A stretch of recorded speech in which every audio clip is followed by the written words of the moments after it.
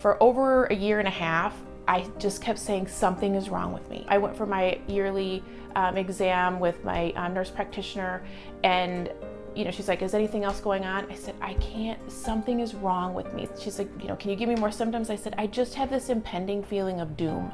Something bad is gonna happen to me. So we review the blood flow of the heart. I've always worked in cardiology since I graduated. I did cardiac intensive care. I do a lot of education with the staff. We'll do it for the next one because I have to schedule the next one anyway. Awesome. All right, thanks for coming. I'm 48 years old and nothing's wrong with me. I don't take any medications. I don't have a big family history. Nothing is wrong with me, but yet I still had a cardiac event.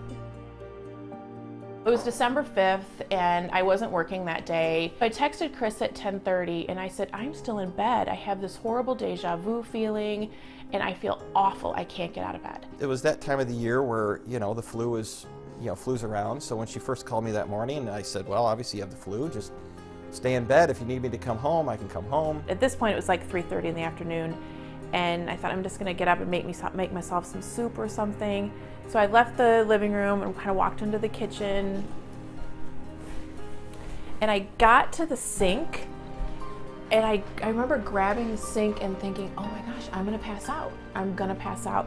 So I was at the sink and I got down, I remember getting down to my knees and then the next thing I know, I was laying in this corner face down and my head had kind of gotten under the cabinets and the dogs were on my back, licking my face. I don't know how long I was laying there. I think it was a little while. I'm very fortunate that I wasn't hurt worse than I was. I had just some bumps on my head.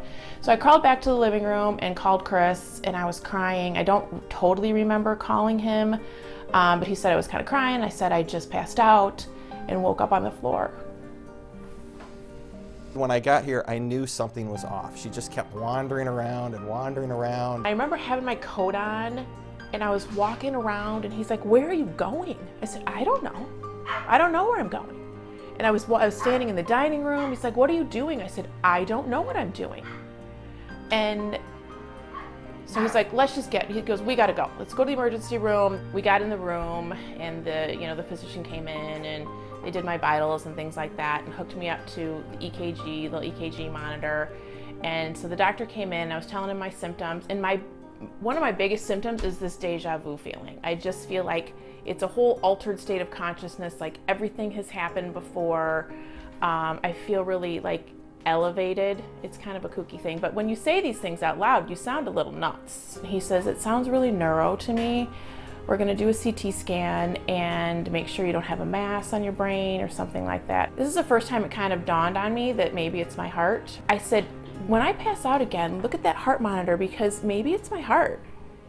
And he said, see if my heart rate goes down. I wanna hold her hand, I want to comfort her, and she's like, I need you to only focus on what's happening to my heart rate. And he's like, okay. So the tech came in to do my chest x-ray, to take me to the x-ray department, and she unhooked all my leads. And I remember I was trying to tell her to put the leads back on because I knew I was gonna pass out. I remember I was looking at the clock and I said, I'm gonna pass out, I'm gonna pass out, I'm gonna pass out.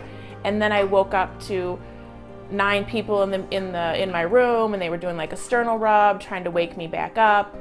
And so that was the first time I lost consciousness in the emergency room. It was like 9 times in the emergency room. What would happen is my heart rate would be like 80, 60, 30 asystole. Like just absolutely no heart rate at all and no electrical stimuli at all. I really felt okay through the night. I don't think I had any episodes through the night. And then about 8 o'clock in the morning, Chris texted me and said, what's your room number? I can't remember what your room number is. And they have this little plaque on the wall and it says like, your room is, 2468, whatever. And I was trying to look at it and I was trying to read it and I had my phone in my hand because I was trying to text him and I couldn't see the numbers. I had left and I was in the parking lot of Genesis walking upstairs when basically all that happened. I woke up to a room full of 15 people and they were doing chest compressions because I flatlined for 39 seconds. And they called a code blue and the code team was there. When I basically made it up to her room, there's 15 people in her room, and I was like, well, obviously everybody's saying goodbye, because she thought that morning, hey, I'm going to get discharged, let's get going. But then I saw the crash cart, and I realized, okay, this was a bigger deal than what I had originally thought.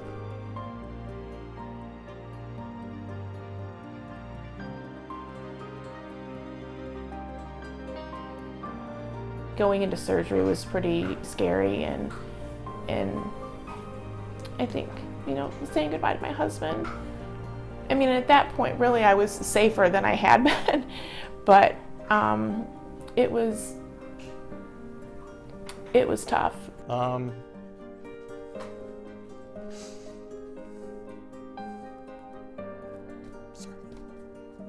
She's the heart of the family. Without Carrie, our family doesn't function. It was hard. Again, I trusted her physicians. I trusted all the people that were going to be in the cath lab that were going to be taking her, but she did not make it any easier on me. She kept saying, I probably won't make it through this, and she's telling me, you can remarry. So she certainly didn't make it easy to say goodbye when she's telling me, I don't think I'll come out of this thing. And I was just so mad. I was so mad that this was my reality. You know, I got into the cath lab, and I remember moving over to the table, and I was looking at all the nurses. I'm like, this is not supposed to be me. Like, I do your job. I was you. I can't believe this is happening. But I'm so blessed that I have a second chance.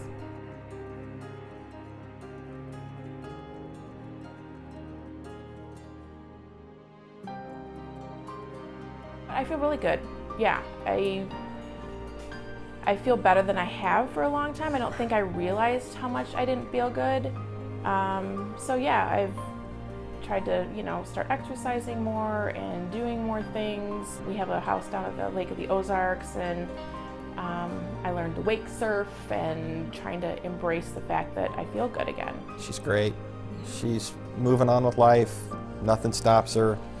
She works harder than I think she ever has. She constantly likes to overdo on things, so she'll take on more and more things, but she hasn't let her stop her one bit, which is exactly what I had hoped.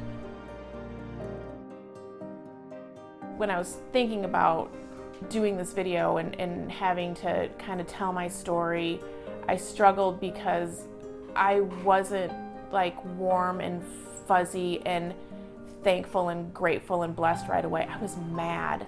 I was mad, and I was crabby, as people in the hospital and people that took care of me can attest to. I was not happy at all. I was signing the consent for the pacemaker, and I was like, you've got to be kidding me. This is crazy. How is this happening to me? This is crazy. I'm not doing it. I'm not doing it. I felt like maybe if I didn't sign it, I wouldn't have to have it, and I would just go back to being normal. But I was mad, and I think it's okay to be mad, because we should be mad. This is affecting 1 in 3 women. We should be mad, and we should be mad enough to do something and to support the American Heart Association and donate for this Go Red event and support each other as women. Why do I go red? I think I did before because as a nurse, I saw how it affected families and people, and it's always been important to me. And now, obviously, it's important to me because I am a patient. How amazing is it that we have this huge event that is focusing on women and supporting women and putting women's health at the forefront? We still forget. I think we still forget that heart disease is the #1 killer. It can happen to you. It happened to me, and I still can't believe it happened to me. But it can happen to you, and it can happen to the women that are important in your life.